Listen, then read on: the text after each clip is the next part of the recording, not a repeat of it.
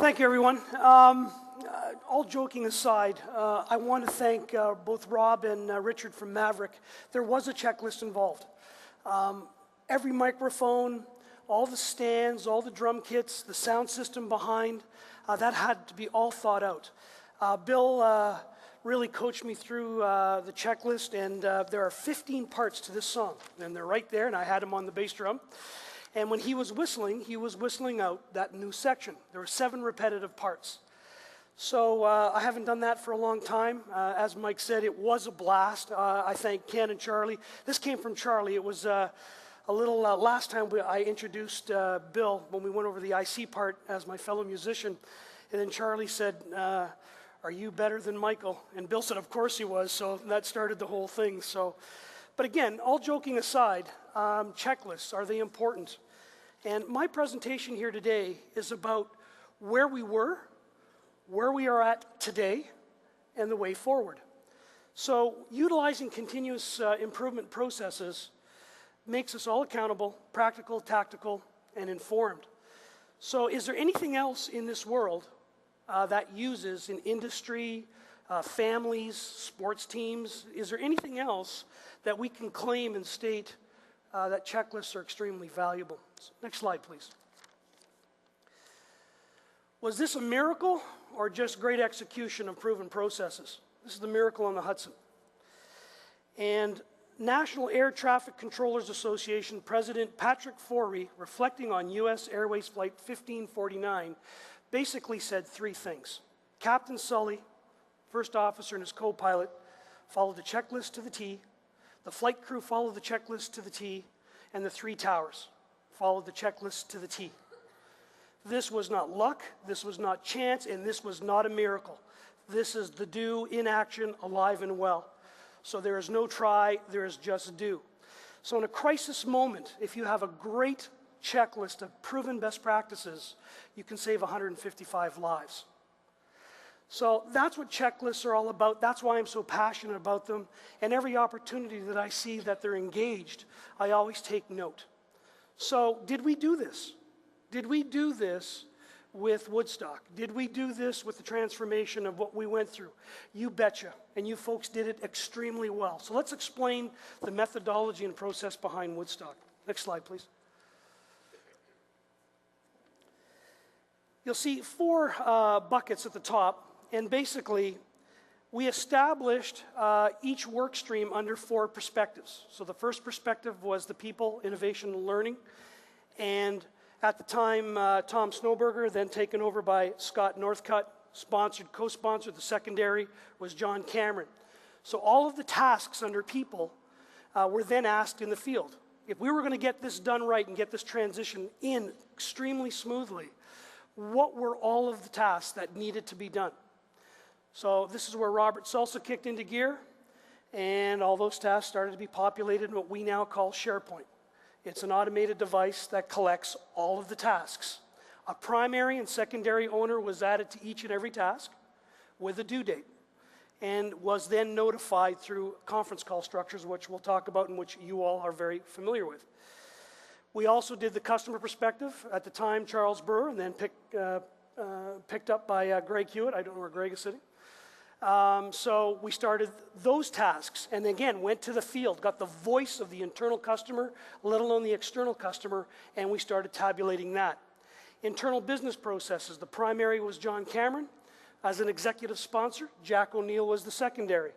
Again, the process kicked into gear. Remember, the balanced scorecard is a model. It's just a tool, and it aligns us, and it's transparent. Financial was taken over by Ian Clough, Bill and Raphael, and again, same process kicked into gear. Then Ken said, let's add 2 more perspectives. Aviation, Neil Ferguson was then kicked into gear as the executive sponsor. Then Herman for EGAP. So this process worked extremely well, and it's controlled and executed by a team of 325 people, sponsored by primary and secondary executive sponsors. So very well organized. These 325 people had due dates, and they reported back on a conference call structure. We first started weekly with each of the perspectives, and then we went bi-monthly to twice a month And the other thing I really want to make note here to everybody, Hank Gibson really did a great job. He was our alignment and risk analysis individual. So after each and every call, if there was an interdependency that was open, that there was something that was relying upon another function or another task needed somebody else to finish their set of tasks, that was talked about every Monday at 11 o'clock and still is at this point in time. The next thing, I will never apologize for the conference calls. As Scott says yesterday, we have to continue on for now, and they will subside in time, but we have to micromanage this. This is not something that's extremely easy to do, and you've proven that using this model and executing this model on a daily basis works extremely well. The Go Live checklist, you all remember those calls. Each area had a call every day. Under that Go Live checklist, it was backed by 48,960 items. So each and every one of you have to stand up, look to your left, look to your right, because as primary and secondary owners, you implemented this, each and every one of you. So please stand up, give everyone a great hand of applause.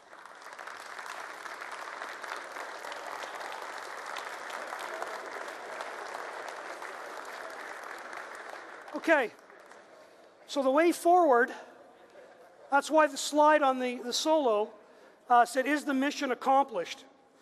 We have right now 7,445 tasks in the plan. So this is our master operating plan as it relates to Woodstock. We've completed 5,252. The blue line represents the total tasks. The red line equals sum of total tasks and milestones left to be completed. And the black line is the items that are completed. So those two lines will merge together. The red line will go down as we start to complete all of them. So back to Shono's point about compliance, this is how you measure compliance. You're making sure every item is completed in a timely fashion and with the quality needed to produce the desired result. Next slide, please, sorry. Thank you. So again, we have 2,193 tasks left to go. So the mission is not yet accomplished. One other item that we're exploring here and now is you could take the same model to run the operation. Again, the balanced scorecard is just that. It's a balanced approach that's transparent. It aligns all of us together. One example of this is with Bill. We take our financials and our productivity and all our numbers and we match them together between IE, operations, and finance. And we go through that every day. And Friday, we assimilate, if you will, and move forward and predict what our outcomes are going to be for the following week. So again, thanks to each and every stakeholder. This is not easy to do. And again, I have to thank everybody. Special recognition to Robert Salsa. He manages and monitors 7,445 of these puppies, and it continues to grow. I'd like to thank Pablo also. Same as Herman said the other day, coached me through a lot of the areas and how to maneuver and how to work with everybody, and everyone needs a mentor like that. So again, Pablo, thank you for your help as well. Next slide, please. So how did we apply this to both service? And we've talked a lot about service in the last couple of days. Well, how did we improve so quickly? What did we do collectively to produce the desired result? So make a long story short, it's no different than doing a drum solo, working with guys like Richard and Rob from Maverick. We had a plan. And we created the 12 steps, know your service numbers. So the way forward, this will always exist. Report on average raw numbers of fails daily. Percentages are great, but they won't bring you home. If you take the raw numbers and share them with all employees, they can relate to that rather than a percentage. Then take that raw number and teach them what the percent effective is and share that with them. Then take that same number and create a 1 per frequency. Then you can compare, not to rank and rate, but to draw out the best practices. Who's producing the best results and benchmark. Find out why they're doing so well, and from there, make the improvements and expedite the success. So I'm not going to go through all 12.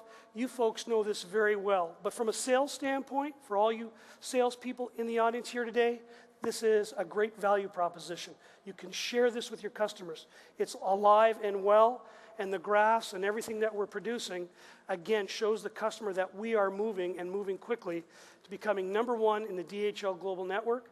And last but not least, we won't stop there. the spirit in this room is all about continuous improvement. There is a burning platform, and people are definitely stepping up to the plate. Next slide, please. So what do we do with that on our daily balance scorecard calls as related to service? Every day, we took the raw defect frequencies and daily reporting of performance, and we took that information and shared it with everybody. Nemmer came on board and put the continuous improvement process on steroids. And to this day, it continues to just exemplify itself. People are not slowing down. They're giving us new ideas every day to do further improvement.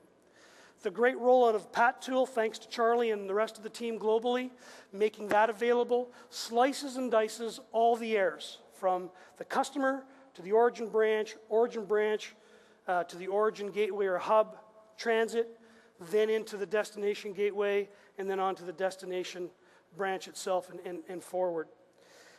Here's the magic.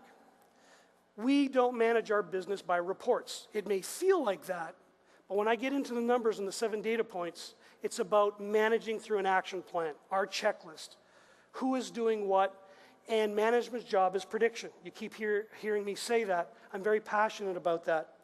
If you can't predict a roll on a drum kit, then you're not going to be able to finish the song. You have to feel the next musician. The nice thing about music, if I can use this analogy, is you all have to be drumming or playing to the same beat. If you're not, the music will not come together. It's no different than Woodstock. It's no different than service. It's no different than productivity. Each of us have a piece of the information or the instrument, and when they all come together, it's a nice tune, if you will. So we manage through action planning worksheets.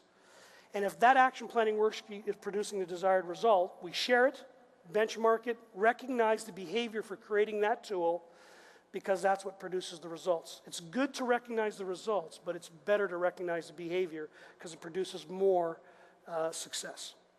Meet and greet. This is very important. This is what we call returning the favor to all the other origins that serve us so well. Because they have eGap and all those other platforms, they send us clean packages and put us in a position to deliver the inbound very, very well. We have to return the favor. So right now we're at 96 on the inbound, but 94 on the outbound. So by cleaning every piece, making sure the account numbers are right, the weights are right, and so forth, we're going to reduce the hours in the billing function that is doing the corrections. They're doing rework for us right now, and as a result, it raises our costs, but at the same time, it still dissatisfies customers. So this is where we link up from that standpoint and return the favor back to the rest of the globe.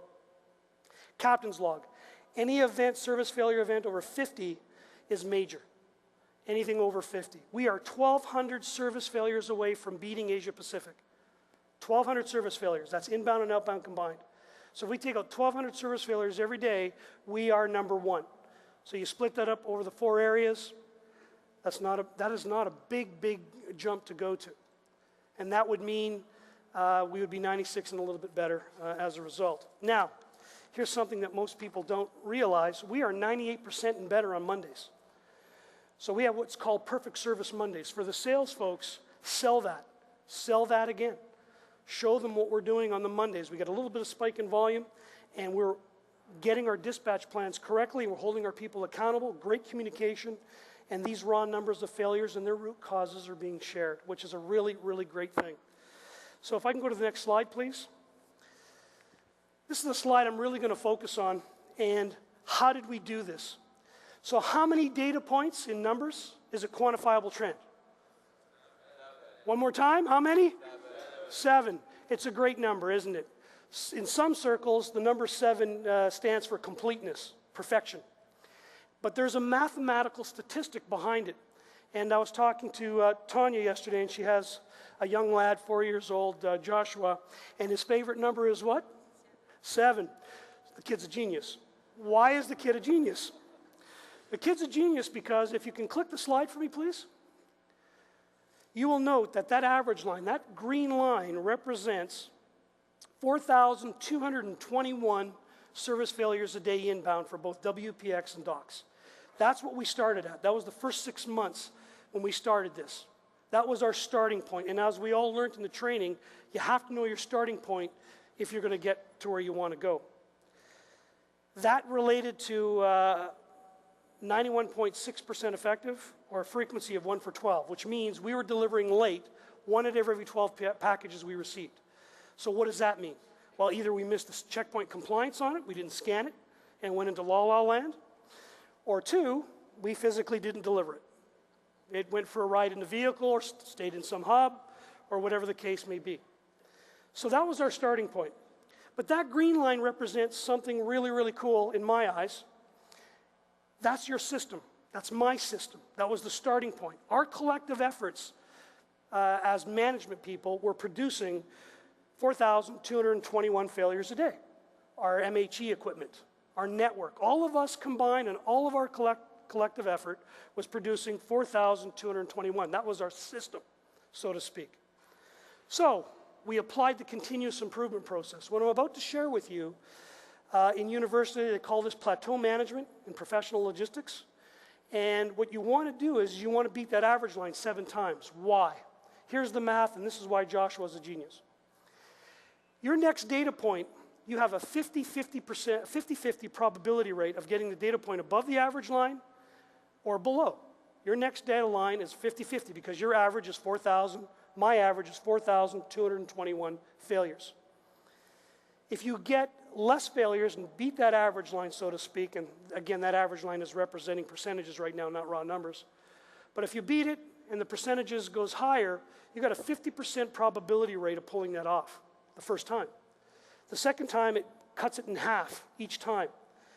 When you get up to 7 data points, you've got less than a 1% probability rate of pulling that off. So what does that mean? You have to have an action plan that changes the present system. You have to do something differently. Who's seen the Batman Begins movie? What was the famous line in that movie? Well, that was Spider-Man.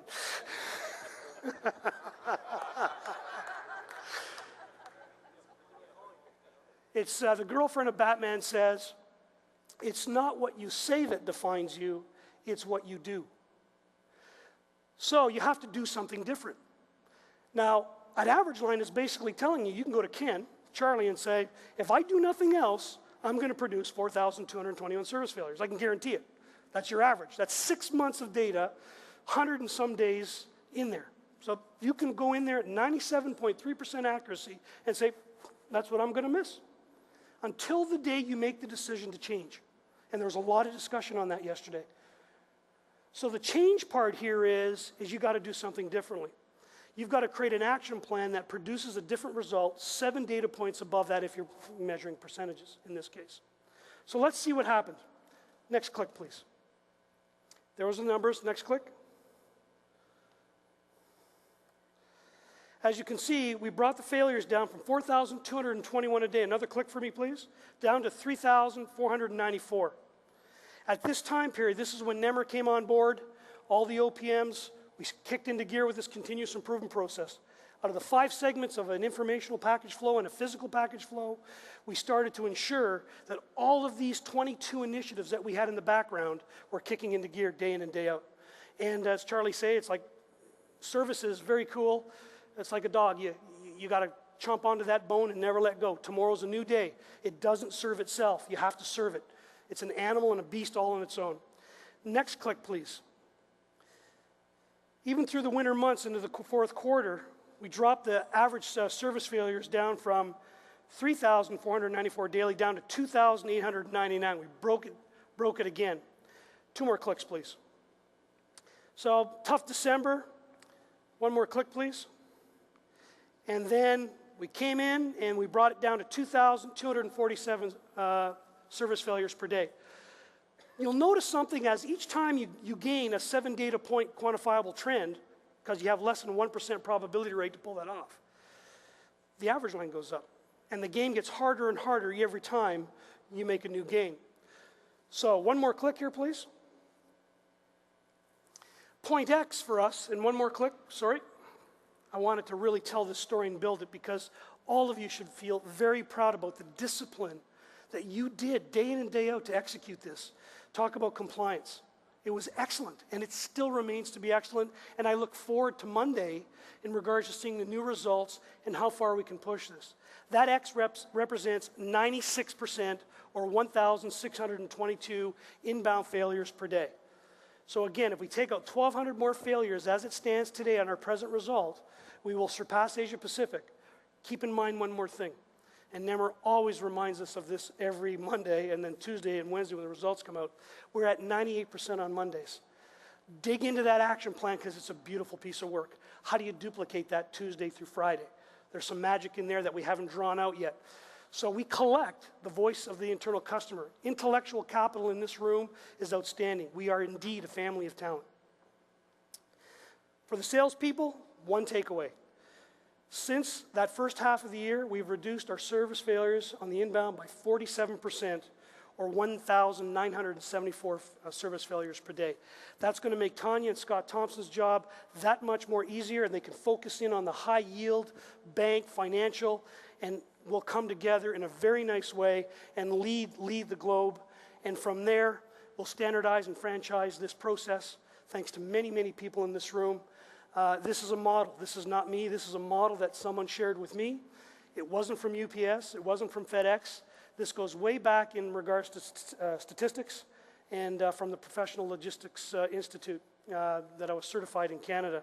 So it's a great, great system. Right now, I do want to say one thing too. Region 8, Chris Preston and the whole team, if you could stand up, please.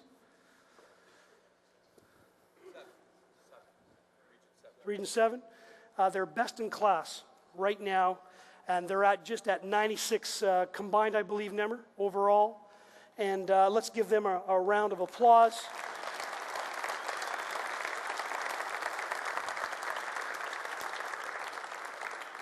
Okay, so again, we don't rank and rate for the reason of ranking and rating.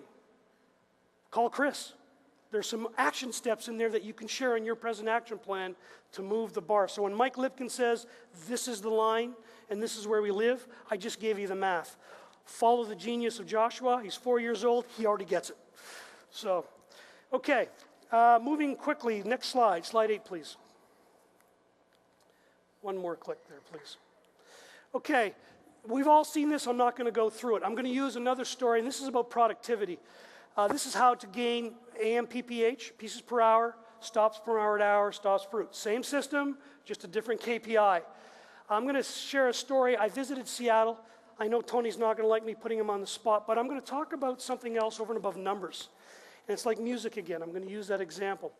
You could teach somebody how to play guitar or play drums, note for note on a music sheet. But what you can't teach them is the feel, the groove. And this is what Tony has. I went into Seattle, and our plan was 970 pieces per day, a plan of 50 pieces per hour. And remember, 50 pieces per hour is 0.83 packages per minute into the vehicle. That's from the unload into the vehicle. Okay, with a short span of a half an hour, that gives them 19.4 hours. At the time we made the visit, they were running about 30 hours, so they weren't running on plan. The industry standard is anywhere from 2.5 pieces per hour, per minute, to 3.5. We were only doing less than a half per minute. So with great leadership by Mike Parra, got together with the whole team. We did 4 branches. We looked into it, and we found solutions. Is Tony here? So what are we at? What do we think we can get to, Tony? I'm putting you on the spot again, ain't I? 55. So, and that's what, 255,000 in savings a year, right? Approximately. So you multiply that by all our branches, and then globally by all our branches, we're talking millions and millions and millions of dollars. What else does it do? This is a service KPI, it's not production. If you get the vehicles out of the buildings earlier, what happens to our service? Stops per hour. If we increase our stops per hour, what happens to our service? These are service KPIs, they're not productivity. And this is the balanced approach. This is the way we would look at it. Getting our PMPPH intact basically means that we would get to our gateways earlier, giving the network the opportunity they deserve to pull on time. We have to support them. It's a band, so to speak. I want to share one other thing for the sales folks, too, from an operational standpoint. Our complaints came in at 219 complaints last week. We broke the 300 mark about 4 weeks ago, and we're on the verge of getting below 200. Our frequency is about 1 for 25, 1 for 2,600 total complaints. Our missed pickup frequency is about 1 for 2,100. Industry standards around 1 for 5,000. You've improved immensely, but that is the voice of the external customer. That's where it hits home. And I would like to thank everybody in here. We used to have a 24-hour response time. For 4 weeks in a row, you're under 3 hours. These customers are getting a response back when they submit a complaint in less than 3 hours. And the eGap platforms will only make it better. The billing, great improvements, got to keep running with that. I want to share this. This is something that's near and dear to all of our hearts. And ironically, Ian was in the emergency the other day. The World Health Organization did a study for 1 year with 8 hospitals worldwide. And believe it or not, these hospitals in the emergency room did not have a checklist. Our hospitals worldwide do not have a checklist. So you're going into surgery and there's no checklist. You're relying on somebody, and hopefully they had their sleep that night, ate their Weetabix in the morning, and they're feeling great, and they're going to do a good job on you. But they don't have a checklist. So this particular study from the World Health Organization put a checklist in from the aviation mindset. A pre-flight checklist and a post-flight checklist. They did that in the operating room. Make a long story short, the checklist attributed to the drop in deaths and complications by more than 1/3. Even more dramatically, inpatient deaths following major operations fell by more than 40% with the implementation of a checklist. Next slide, please. I'm done. Last slide, bud. So what am I thanking everybody for? The way forward is sustain what you've learned. Don't let it go. Hang on to it like it's gold. Hang on to it like each and every one of our packages that are gold. And I thank you for expecting the best. If you ask for second best, you very well often get it. So demand from each other. Continue to push me. What I've learned from each and every one of you is enormous, and I continue to learn, and I thank each and every one of you. The last thing I thank you for is Ken, Charlie, everybody in this room, thank you for the opportunity to serve. It's been a pleasure. Thank you.